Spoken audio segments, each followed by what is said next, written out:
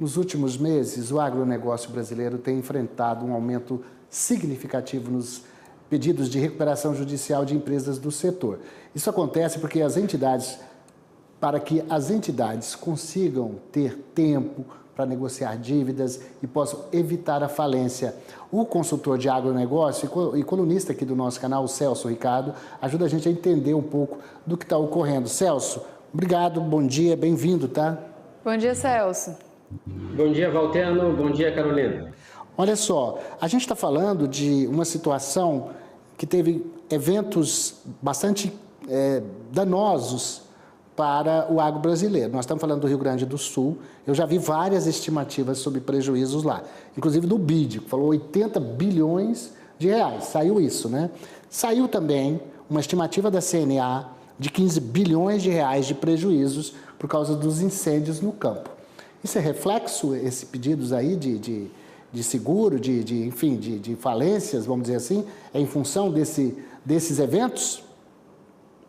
Valteno, Carolina, isso é a realidade. Eu me lembro que quando no Rio Grande do Sul houve, né, em maio, as chuvas, o desastre climático que aconteceu, o próprio Ministério da Agricultura fez, em determinado momento, uma situação, né, uma análise de uma situação muito modesta.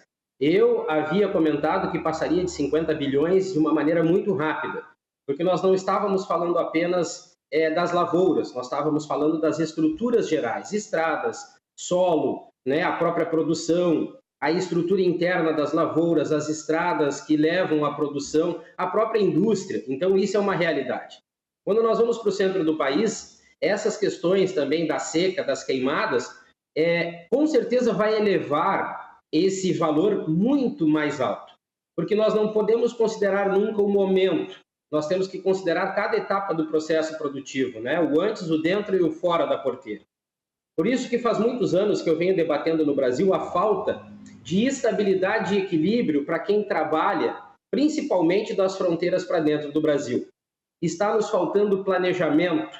O agronegócio brasileiro trabalha muito pautado no momento e não numa previsão, numa estratégia, numa gestão.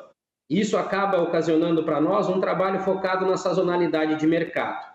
E toda essa situação que hoje nos remete à preocupação com relação às questões climáticas, é por falta desse trabalho interno, principalmente buscando viabilidade.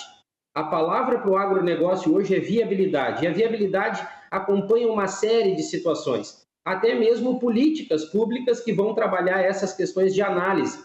Nós não temos números exatos, nós não temos gestão específica para analisar esse agronegócio, principalmente pelas características anteriores, que aí remete uma análise sobre o agronegócio até hoje, os riscos desse agronegócio e uma previsão para o futuro, né, de um Brasil líder em produção de alimentos. Então, esses prejuízos que são hoje analisados nessa cifra, com certeza, se analisarmos de uma maneira mais intensa e específica, esses números vão subir. Celso, quando a gente fala sobre as áreas, as culturas, né, que são mais afetadas, vocês têm dados aí de qual setor vem pedindo mais recuperação judicial para vocês? Olha, nós viemos analisando principalmente, na realidade, se nós pegarmos proteína e grãos, as duas áreas estão com problemas sérios. Mas como a ênfase no Brasil sempre é dada para números finais, poucas análises, debates e situações favoráveis estão sendo tomadas com relação a esses problemas, para grãos e para proteína. Como eu disse hoje, trabalhar viabilidade vai muito além do custo de produção ou do preço da commodity. Nós falamos de proteína e de grãos porque se nós formos analisar a viabilidade econômica que trata de investimentos, hoje a insegurança está muito grande no campo. Se nós formos trabalhar da viabilidade financeira que trata a lucratividade, se nós colocarmos no papel hoje todo o trabalho, início, meio e fim, a lucratividade está muito baixa. Se nós formos para a parte operacional, nós temos problemas de clima e até mesmo a insegurança do investimento no campo, e nós estamos vendo as questões ligadas à redução do investimento no FIAGRO. E quando nós chegamos nas commodities, a parte comercial também está nos trazendo muito temor, porque devido à grande oferta de alimentos pelo mundo afora, o preço das commodities se baliza sempre, ou muito mais, pelo menor preço. E se nós analisarmos todos esses cenários negativos que nós temos no Brasil, tanto grãos como proteína, por maior que seja o volume produzido, ainda as incertezas para quem investe no campo estão muito altas. Então está muito parelho, Carolina. Os pedidos de recuperação judicial estão, sim, ligados à área agrícola, mas se nós analisarmos hoje a parte da pecuária em si, o produtor que está muito endividado também já está buscando essa situação. Agora, qual é a parte do governo nessa conta?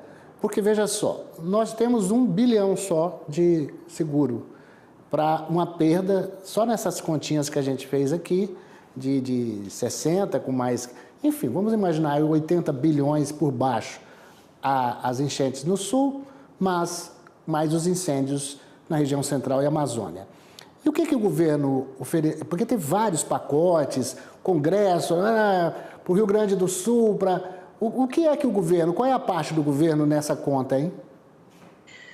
Valteno, o governo ele precisa trabalhar de uma maneira mais séria e objetiva. O governo ainda trabalha muito com propostas que nós classificamos como políticas e muito pouco práticas, né? O Rio Grande do Sul passa por um problema e os produtores rurais gaúchos ainda não receberam, vamos dizer, 20% daquilo que o governo anunciou. Então, nós ficamos na oratória, na promessa, mas na prática a coisa é bem diferente. Quem não lembra, né, do Fávaro mudando o gabinete dele para Santa Cruz, isso não mudou nada, foi somente um ato político.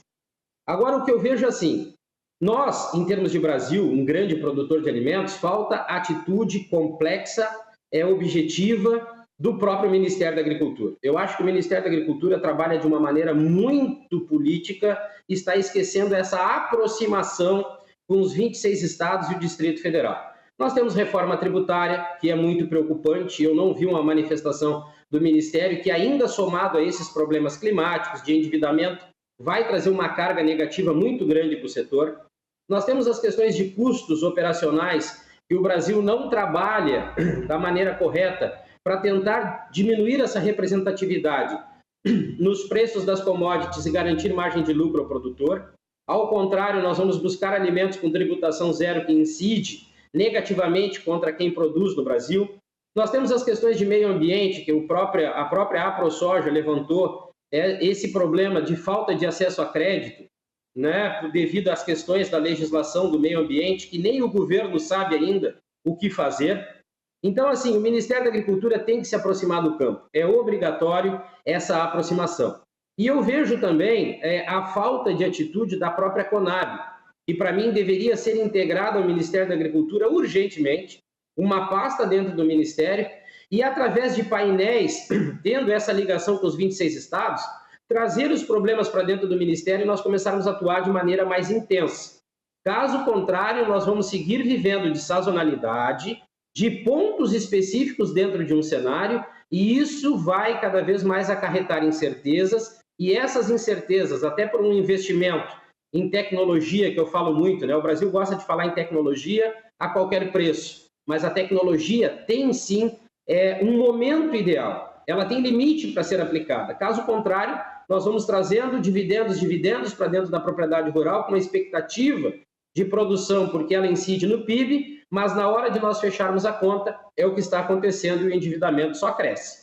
Bom, vamos torcer para que o projeto da senadora Tereza Cristina, o orçamento do Congresso que vai estar sendo discutido agora para o ano que vem, não haja contingenciamento de recursos para a agricultura e pecuária no Brasil, porque se houver, aí sim a gente tem um produtor descapitalizado que perdeu muita coisa e ainda com recurso mínimo para o ano que vem, e o governo ainda tirando o recurso que está destinado no orçamento. Celso, acho que é isso, né? Obrigado pela sua participação aqui. Obrigado, Valteno. Obrigado, Carolina. E eu espero também que a gente tenha essa disponibilidade de capital, mas junto a isso, o Ministério da Agricultura apresente propostas para que esse produtor, como tu disse, consiga se capitalizar e ser mais competitivo em termos de produção e comercialização. É isso. Tchau, tchau, Celso. Até a próxima, viu? Excelente dia.